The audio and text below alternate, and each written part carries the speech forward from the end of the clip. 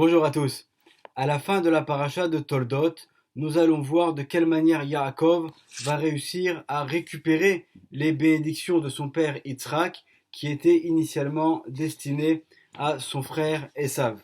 Et au chapitre 27, verset 30, il nous est dit Vahi ka'asher kila Yitzhak levaer et Yaakov. Donc, et il fut au moment où Yitzhak a terminé de bénir Yaakov. Donc c'est tout à la fin, une fois qu'il a déjà reçu les bénédictions. Vahi, donc il fut Ar Yatso Yatsa, et Yaakov. Et voilà que Yaakov sorti, il est sorti. Donc on voit ici qu'il y a une répétition au niveau du verbe sortir. Mais et pene Yitzhak, de devant la face de Yitzhak Aviv, de Yitzhak son père, ve Esav arrive, et son frère Esav, ba mitsedo, donc revient de la chasse. Donc on va essayer de répondre. Il y a beaucoup de questions qu'on pourrait se poser bien sûr sur ce verset, mais on va essayer de se concentrer uniquement sur la question de cette répétition de ces deux mots Ar Yatso Yatsa. Donc Yaakov sorti, il est sorti. Pourquoi est-ce que la Torah va nous répéter deux fois donc le mot sortir? Et pour cela, donc on va apporter plusieurs explications que nous dévoile le Ben Ishraï dans son livre Benayahu Ben Yehoyada de commentaires sur la Torah. En fait, le Ben Ishraï nous dévoile que Yaakov, dans l'essence même de son nom, il y a déjà une allusion à ces deux sorties qu'il va faire. Donc si la Torah nous a répété deux fois ce mot, c'est bien sûr qu'il y a une raison. Déjà, nous dit le Ben Ishraï, le nom de Yaakov, au niveau de sa valeur numérique, il est l'équivalent de deux fois le mot tse, qui signifie donc sortir.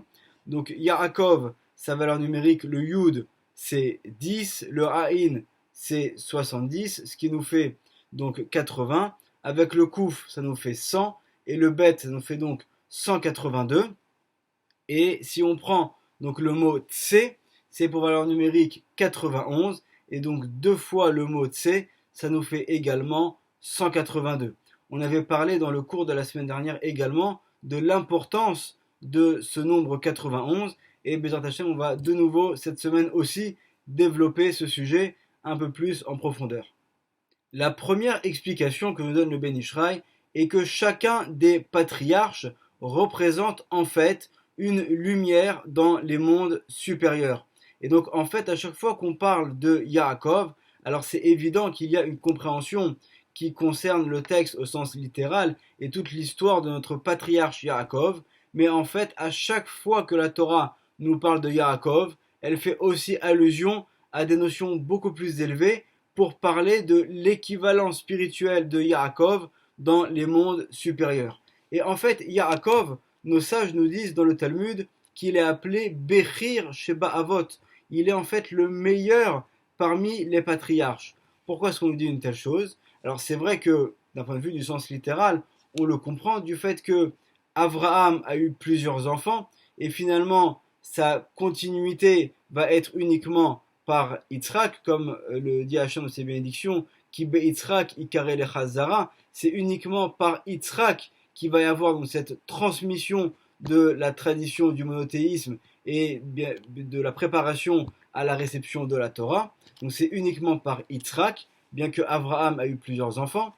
Ensuite, Yitzhak, lui, va avoir deux enfants, Esav et Yaakov, et cette transmission va passer uniquement par Yaakov, alors qu'on voit que pour Yaakov, tous ses enfants vont être parfaits, comme le disent également nos sages, Yaakov mitato shlema, donc sa couche a été totalement parfaite.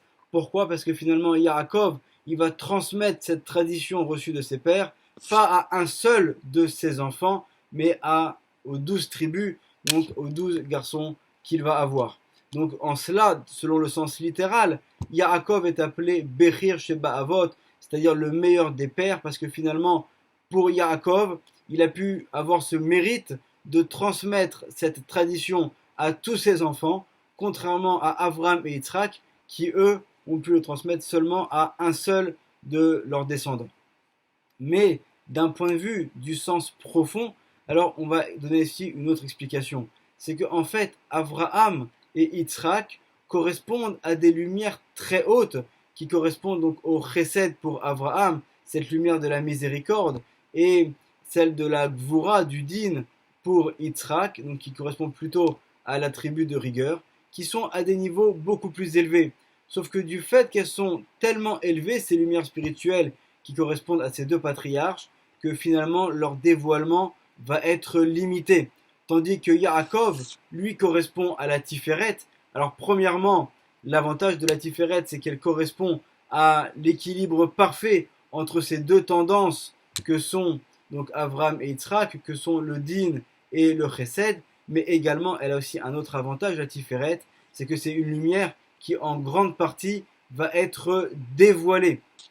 Et donc en fait, Yaakov est appelé le Berir Sheba Avot parce que bien que sa lumière soit peut-être inférieure au niveau de son niveau, mais elle a cet avantage, contrairement aux autres, celle d'être dévoilée.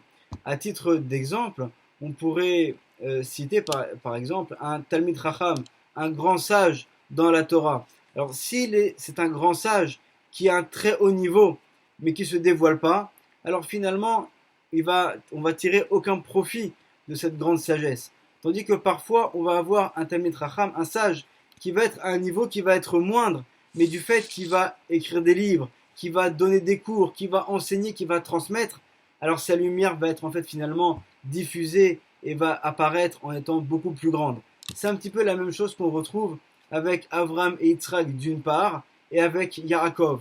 Yaakov, lui, il a cette particularité d'être cette lumière qui va totalement se dévoiler. Et d'ailleurs, dans Yaakov c'est également, si on change les lettres de place, alors nous dit le Ben Ishraï, c'est tiré du livre Etzraïm de Rabbi Chaim Vital, dans le chapitre qu'on appelle le chapitre de Eharot Zun, dans le Etzraïm, qui nous dit que Yaakov, c'est également les lettres de Ibaka. C'est-à-dire que Yaakov qui s'écrit Yud, Aïn, Kouf, Bet, on peut également donc changer les lettres de place et l'écrire Ibaka, ce serait donc Yud, Bet, Kouf, Aïn. Ibaka, ça vient de l'Ifkoa, de venir pour en fait casser quelque chose, venir avec force et briser quelque chose. Parce que c'est ce que représente Yaakov d'un point de vue spirituel, c'est cette lumière qui va en fait casser tous les écrans pour pouvoir ensuite se dévoiler. Donc le Ben Ishraï nous dit que Yaakov a pour valeur numérique l'équivalent de 2 fois le mot Tse, et c'est aussi en allusion dans notre verset, Ach Yatso Yatsa Yaakov. Pourquoi est-ce que Yaakov est sorti 2 fois? Parce qu'en fait, Yaakov, donc, qui correspond à une lumière extrêmement élevée là-haut, alors ce serait bien sûr tout un sujet qu'il faudrait développer, mais on pourrait dire que d'un point de vue spirituel, il va devoir passer par 2 endroits pour ensuite pouvoir diffuser sa lumière d'un point de vue spirituel. Donc c'est la raison pour laquelle c'est aussi en allusion dans notre verset. Mais on va voir une autre explication qui est peut-être à un niveau qui nous correspond un peu plus, qui est que l'histoire de Yaakov, c'est en fait l'histoire du peuple d'Israël. Et de la même manière qu'à la fin des temps, on va avoir aussi, à l'image de Yaakov, une double délivrance. Et on avait développé un petit peu ce sujet dans des cours des semaines précédentes, où au moment où va venir le Mashiach, alors il va y avoir une délivrance pour nous tous, mais ça va aussi être une délivrance au niveau de toutes les étincelles de sainteté qui étaient prisonnières dans les forces négatives et qui elles aussi vont être délivrées. Alors finalement, à l'image de Yaakov ici dans notre paracha, qui va faire ces 2 sorties qui correspondraient en fait à 2 niveaux de délivrance, alors nous aussi, en tant que peuple d'Israël, on va avoir ce mérite au moment où viendra le Mashiach, d'avoir une délivrance sur 2 niveaux. Le niveau qui nous correspond à nous-mêmes, à chacun d'entre nous, physiquement, on va être délivré, mais il va également y avoir une libération d'un point de vue spirituel beaucoup plus vaste, qui va être cette possibilité de récupérer toute cette sainteté et de la ramener à sa source spirituelle. C'est la raison pour laquelle on parle ici dans ce verset de 2 sorties qui correspondent en fait à 2 délivrances, et c'est ce que Bezrat Hashem nous aurons le mérite de voir lorsque viendra le Mashiach. Ensuite, le verset nous dit Et pene Yitzhak aviv, que Yaakov est parti, donc il a fait ces 2 sorties, alors qu'il se trouvait, mais Et pene Yitzhak aviv, devant donc la face de son père. Pourquoi est-ce qu'il y a besoin de nous préciser cela? On sait très bien que Yaakov à ce moment-là se trouve devant son père. Et s'il sort, il sort de devant son père. Donc pourquoi est-ce que la Torah nous le précise? On aurait pu très bien, selon le contexte et selon les versets précédents, le comprendre de nous-mêmes. Donc si la Torah le précise, c'est que en fait on a un enseignement à en tirer. Et c'est justement, ça a un lien avec donc, cette explication que en fait cette sortie double de Yaakov correspond en fait à la Géoula. Et pour expliquer ce sujet, on va commencer par une petite introduction que nous dit le Ben Ishraï, qui est tirée du livre de Yeshaïa, du prophète Isaïe, au chapitre 63, où il est dit donc la chose suivante. Qui ata avinu, parce que toi, tu es notre père. Alors de qui on parle ici? On va l'expliquer. Qui Avraham lo yeda anu, parce que Avraham ne sait rien de nous. Ve Israël lo yakiranu, et Israël, donc Yaakov, ne nous a pas connus. Ata Adonai avinu go'alenu me'olam shemecha, mais toi Hachem, tu es notre père, qui donc va être celui qui va nous délivrer pour toujours, tel est ton nom. Alors, nos sages, dans la Gemara, dans le traité de Shabbat, à la page 89, au premier versant, nous posent la question, et c'est une question qu'on devrait essayer de comprendre. On dit, qui ata avinu, parce que tu es notre père. Qui Avraham le yeda anu, donc parce que Avraham n'a rien su de nous. Ve Israël lo yakiranu, et Israël ne nous a pas connus. Alors la question qu'on devrait se poser, mais où est Yitzhak? Pourquoi est-ce qu'ici on ne parle pas de Yitzhak? Et d'ailleurs, Rachid ne pose pas la question, mais on voit qu'il se pose quand même des questions sur ce verset, parce qu'il dit qui Avraham lo yeda anu betzarat mitzrayim, parce que Avraham n'a pas connu notre souffrance en Égypte, parce que Abraham est décédé donc avant qu'il y ait donc l'exil. Mais Israël lo yakiranu, et Israël ne nous a pas connus, et Jacob ne nous a pas connus à quel moment? Nous dit Rashi, c'est lorsqu'on était dans le désert. Mais pourquoi est-ce qu'on ne mentionne pas ici Yitzhak? Et nos sages nous répondent dans la Gemara, parce qu'en fait, lorsqu'on dit qui ata avinu, parce que toi tu es notre père, de qui on parle selon cette explication? On parle en fait de Yitzhak. Donc on dit que finalement, en fait, Yitzhak a un lien également avec la suite du verset de Yeshaïa, lorsqu'on dit qui ata Adonai avinu go'alenu me'olam shemecha, parce que toi Hachem, tu es notre père, tu es donc celui qui va nous délivrer, tel est ton nom. C'est-à-dire qu'en fait, selon cette explication de la Gemara, il y a un lien entre la délivrance finale et Yitzhak. Parce que finalement, on voit selon ce verset que en fait, Avraham et Yaakov, donc apparemment, n'auraient pas de lien avec cette délivrance. Alors comment est-ce qu'on peut expliquer une telle chose? Nous dit le Ben Ishraï pour expliquer ce verset. En fait, ici, Yitzhak fait allusion à la lumière de la Bina. Parce qu'étant donné que Yitzhak vient, comme on l'a dit, du Din, et le Din, c'est aussi, donc la Bina, c'est le premier He du nom d'Hachem. Donc en fait, Yitzhak fait allusion à cette lumière de la délivrance qui est la Bina. D'ailleurs, bientôt, nous nous approchons là du mois de Kislev, lorsque nous allons chanter, après avoir allumé la Hanoukia, nous chantons donc ce fameux chant de Maoz Tzur Yeshuati, et qu'est-ce qu'on dit? Yeme Shmina, Yeme Bina, Yeme Shmona. Donc ce sont ces jours de Bina, ces 8 jours, parce qu'en fait, le chiffre 8 fait allusion à la Bina, ça fait allusion en fait à ce qui va au-delà du chiffre 7, le chiffre 7 qui correspond à notre monde, qui correspond toujours à cette idée de cycle de répétition. Et lorsqu'on s'élève au-delà de la réalité de ce monde, alors on passe au 8e niveau. Et donc c'est pour cela qu'on le chante au moment de Hanouka, parce que Hanouka qui dure 8 jours fait allusion également à ce début de délivrance. Ça fait allusion à cette lumière du Organouz, de cette lumière qu'a caché Hachem donc au moment de la création, et qui se révèle pour les tzadikim, et qui se révélera également au moment de la délivrance finale. Le chiffre 8, c'est également celui de la Brit Mila, parce que grâce à la Brit Mila, on va finalement se relier à notre tradition et s'élever au-dessus de la réalité de ce monde. Donc lorsqu'au 8e jour, on fait la Brit Mila, on va connecter ce jeune enfant qui vient de naître, justement au 8e jour, on va le connecter avec Hachem, avec la réalité de sa Neshama, avec le fait que lui, étant donné qu'il fait partie de cette alliance donc d'Hachem, alors il s'élève au-dessus de la création. Il a la possibilité en potentiel de s'élever au-dessus donc des règles de la nature et des règles du monde.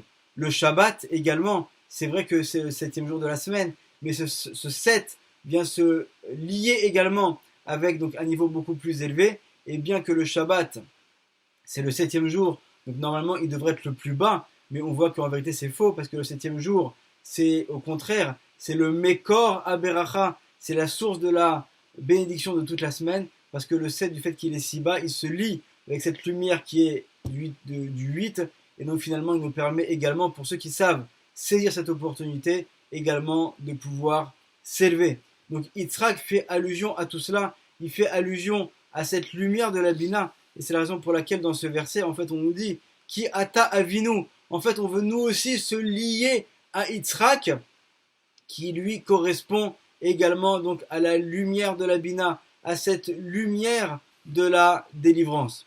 On retrouve aussi une allusion à cela dans notre paracha, lorsqu'on nous dit que Yitzhak va aller et va creuser donc un premier puits, et les Philistins vont venir et vont lui reboucher. Il va en creuser un deuxième, et les Philistins là aussi vont venir et vont lui reboucher.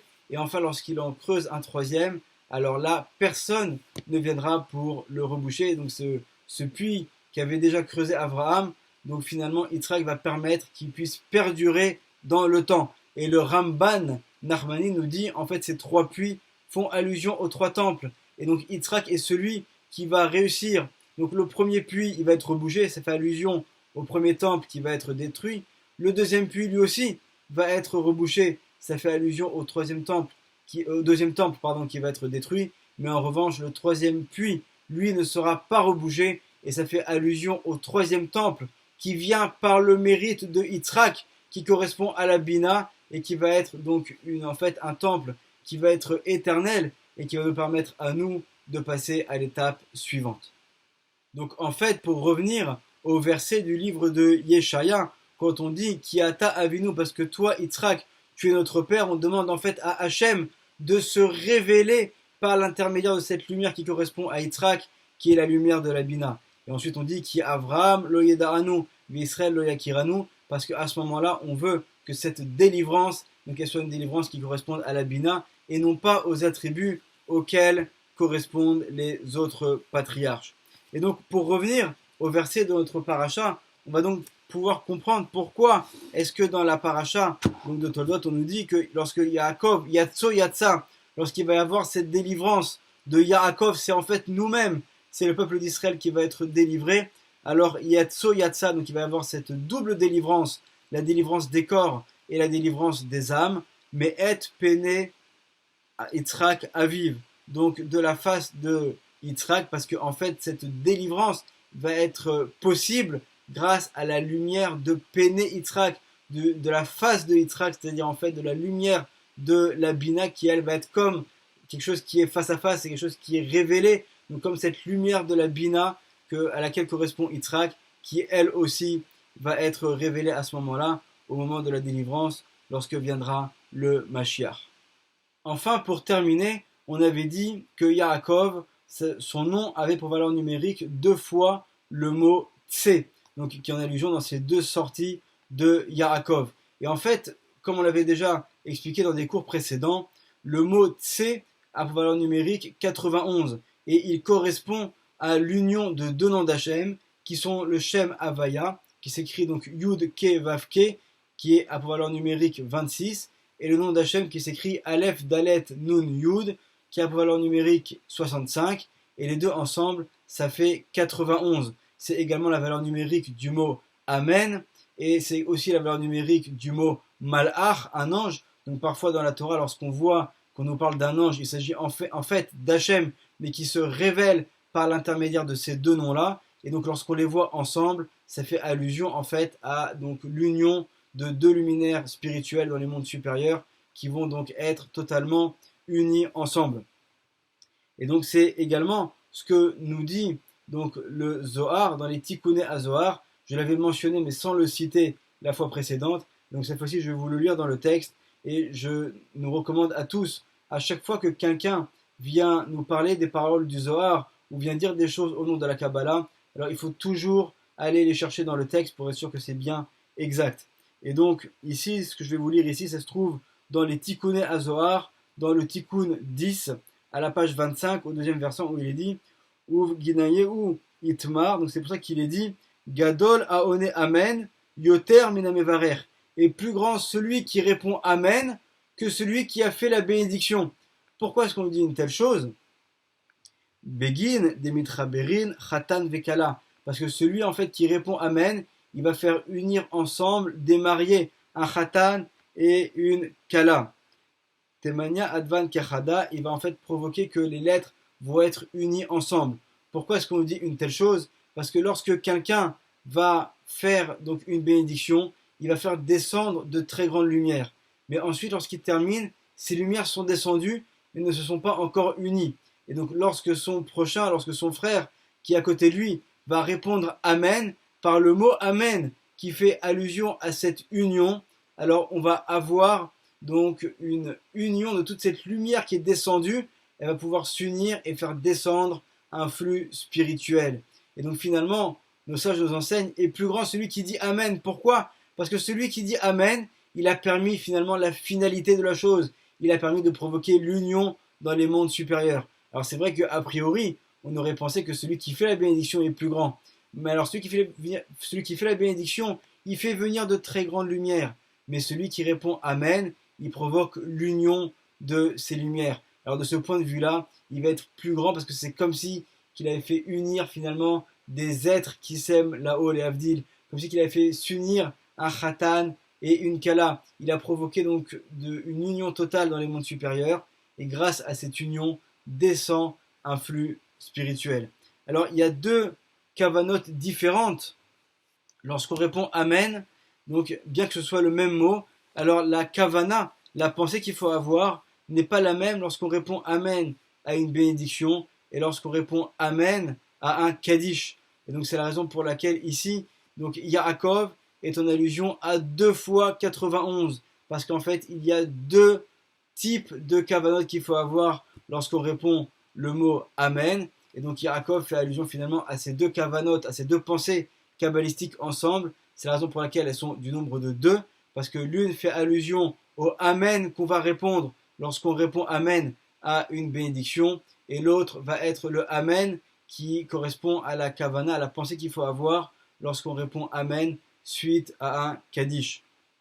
Donc, et grâce à ces bénédictions, grâce au fait que on va, par notre filote et par nos brachot, finalement permettre des unions spirituelles, alors c'est grâce à cela que nous ferons venir le Mashiach, que nous provoquerons ces deux délivrances qui, elles aussi, sont en allusion dans le nom de Yaakov, et à ce moment-là, donc on pourra avoir toutes les bénédictions comme elles sont mentionnées dans notre paracha, et faire venir la Géoula avec la venue du Mashiach, Bimera, Beyamenu Uberachamim, Amen, Ve Amen, Shabbat Shalom.